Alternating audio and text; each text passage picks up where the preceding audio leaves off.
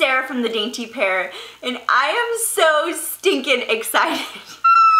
I have tried to film this unmedicated birth Q&A for like a year. It's so ridiculous. It's taken so long, but I'm so grateful and excited to be able to just do this now. It's pooping. Who's pooping? You guys. My kids were down for naps. This is why I haven't filmed the video yet. I'm gonna go change a diaper and put them back down for a nap, and then we'll try this again later. I'm taking you. Okay, back. Everybody say a prayer that my kids stay asleep just for a few minutes. These videos will probably roll out a few different ways. So this first video, I'm just gonna go over a bunch of the frequently asked questions, if you will, whether through private message or when you guys have responded to me asking if you had any questions about it. There's so much to do and so much to say about the topic. And I think that's why I've been a little bit overwhelmed, because I just wanted to make sure that it was perfect and rich, full of content and useful. And so I'm just realizing that if I put everything in one video, it's gonna be so long. And so to kind of break it up, I'll go over these questions, and then we can kind of break up certain questions into a whole nother video. So for example, relaxation techniques or breathing, I'll touch on them lightly today. Then we can do more in-depth videos if you guys are interested in seeing those. First, I just have to tell you guys that I'm sharing my experience. All states, countries, locations, scenarios are different. And so I really can't speak for those situations, but these are the things that I either did or that helped me, that my hospital allowed, that etc, etc. So just gonna get that out there before we get started. And what helped me may not help you, but I always feel like it's a great idea to have a bunch of different things in your toolbox, just in case you need to and the circumstances allow. So the first question was, what about your medicated birth made you want to have an unmedicated childbirth? Okay, I love this question. So just to give you guys a quick history, we have 5 kids, we had them in 5 years, no twins, but every labor and delivery was a little bit different. So I had 4 unmedicated births in the hospital, and then I had 1 medicated birth also in the hospital. And so when I was pregnant with our first baby, I was looking into birth and like how I wanted to do it. I really didn't know much about birth, and ultimately my husband and I were like, we'll just kind of show up and we won't do any classes. The nurses will kind of help us through it. We just came kind of unprepared. I did buy a DVD of like birth classes. This was before I really used YouTube or anything like that. I literally had a DVD player and these DVDs, and I put them in the player, and I watched this one series of DVDs that were like a birth class to me. And basically it just gave an overview of like procedures and stuff of the epidural, or if you didn't use the epidural, some natural coping techniques and stuff like that, which was great. I think it's great for everybody to go in with at least a little bit of knowledge, but we just knew we don't really know what we're doing anyway. Trusted and loved my doctor 100%, and then my nurses were fantastic too. So luckily that worked out, and I really wanted to do it without medication, and I wish that I just would have kind of buckled up and known that it was gonna be a long labor. It was so long, you guys. It was a long one. And I was 3 days past my due date. I was contracting a lot. I had gone into preterm labor a bunch of times because I was so dehydrated, and I would end up in the ER often, where they'd have to rehydrate me. I'll link in the cards up above my pregnancy sickness video that covers a little bit of that. I was contracting a lot, I was bleeding a little bit. I was 40 weeks and 3 days. We lived kind of far away from the hospital. We just weren't really sure what to do, because it could have either been really long or it could have been really short. It was my first time having a baby. And so we just really didn't know. So they admitted me, we started Pitocin, eventually the doctor came in and broke my water. And as each contraction came, and they were intense, especially further down the line with the more tired I got and the more my Pitocin was turned up, it just was so intense. And I, not knowing anything about how to deal with it, would just clench up as hard as I could and just wait for it to go away. Knowing what I know now, I obviously can see why I wasn't progressing and why it was so dang hard. After several hours of this, just this repeated contraction, clenching, waiting for it to go away, I was in tons of pain, and I was like, there's no way this baby's not close to coming, right? And so the nurse came in and checked me, and she said that I was a 6. And that made me feel really good, and I was hopeful, because I'm like, okay, if I'm at least progressing, I can do this a little bit longer.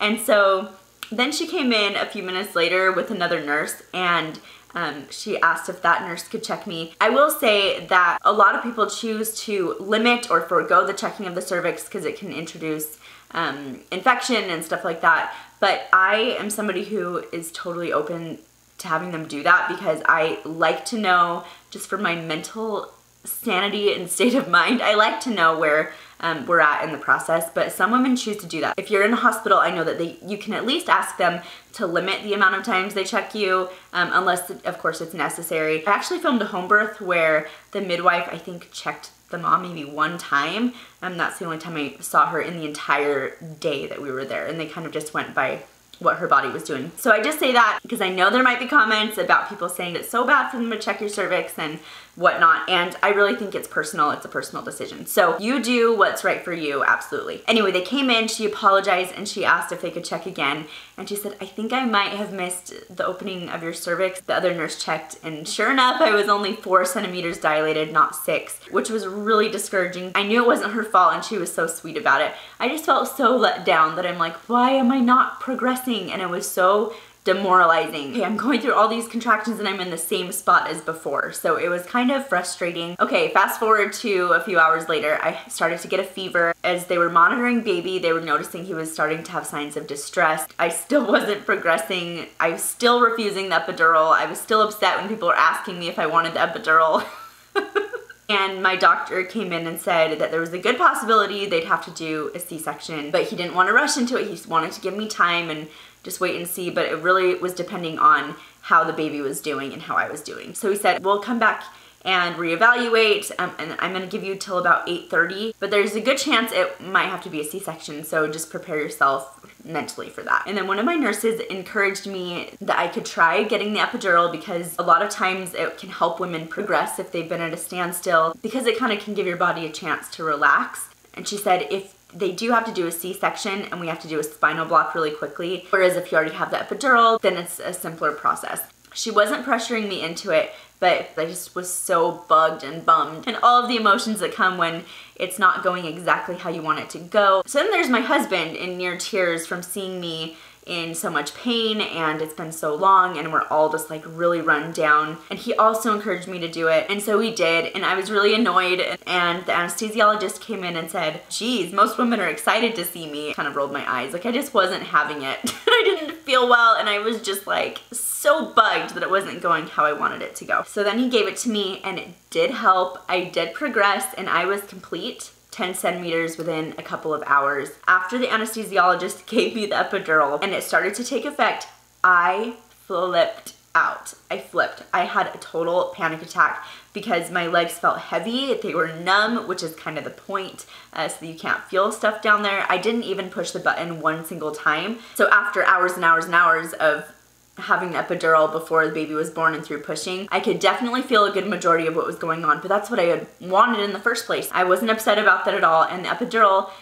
definitely served its purpose of helping me progress, and I was just so grateful. Then I started pushing. After a while of pushing, the doctor said, okay, C-section is still on the table, just so you know. He said, but I want to give you time. He was so amazing to not push or pressure me into anything. I'll put another card at the top of the screen and link below to a birth video where he's kind of talking me through it. The one that I'm linking is for our 3rd baby. He delivered our first 3 babies, which is so awesome. We just love him. I was so tired and there was antibiotics in my IV because of my fever. I pushed for 3.5 hours, and right before he's like, okay, this is probably gonna be a C-section, he came out, and one of my nurses was so encouraging, and she's like, I think you can do it. And she was my nurse for a few of our other babies too, and so grateful. We have such an appreciation for amazing nurses and doctors. Then 17 months later, we were getting ready to deliver our 2nd baby. Again, we didn't do birth classes. I was kind of just brushing up on the whole process, and I was like, I really don't want to get the epidural. So by that time, I had started looking up YouTube videos. Now I was on YouTube looking at stuff, and I came across a video of an epidural, and I was just like, I don't want to do that again. I really think I can do it. I want to try it on my own. I just want to try. I want to try. And I had a scheduled day to be induced. I had family members tell me that if you have Pitocin, you pretty much need to get an epidural. Like, it's just way too intense. And it is. It's really intense, but it's doable because we got through that labor. I had an incredible nurse who is now one of my sweet friends, but she helped me, and she had had one or more of her babies without an epidural, and so she just knew techniques. She helped Tom push on my legs, which I will show you guys in a birth partner and support video. And at the very end, right before I was about to push her out, she totally helped and coached me through it, because I was at that point where I'm like, I don't know if I can do this, and I just felt like I was really loud, and I just kind of felt out of control. She said, Sarah, look at me. You're about to have a beautiful baby girl. Think about all the bows you're gonna put on her head. And she just totally grounded me, and I like lifted my hand up and like touched her face because I just was trying to zone in on her, and we did it. We got the baby out. She was perfect. It was great. And I was so excited, and I felt so good that I had just done something that I really wanted to do, not because epidurals were bad, not because of any of that, but because I had achieved something that I really just wanted for whatever reason. And I loved that I could just stand up and walk around afterwards without the effects of an epidural, and I felt amazing. I felt like I could run a marathon. Running is not my cup of hot chocolate, but I felt like I could if I wanted to, because it just felt so good, and I loved it. And I knew that I wanted to keep doing that if I could. Knowing full well that things changed during birth. I had now had 2 different births that were so different but had the same result, which was a baby. So I knew that there was really no bad option, but I knew if I could, circumstances willing, that's how I wanted to keep doing it. And so that's the extremely long answer for why I chose to do unmedicated births for our other 4 kids.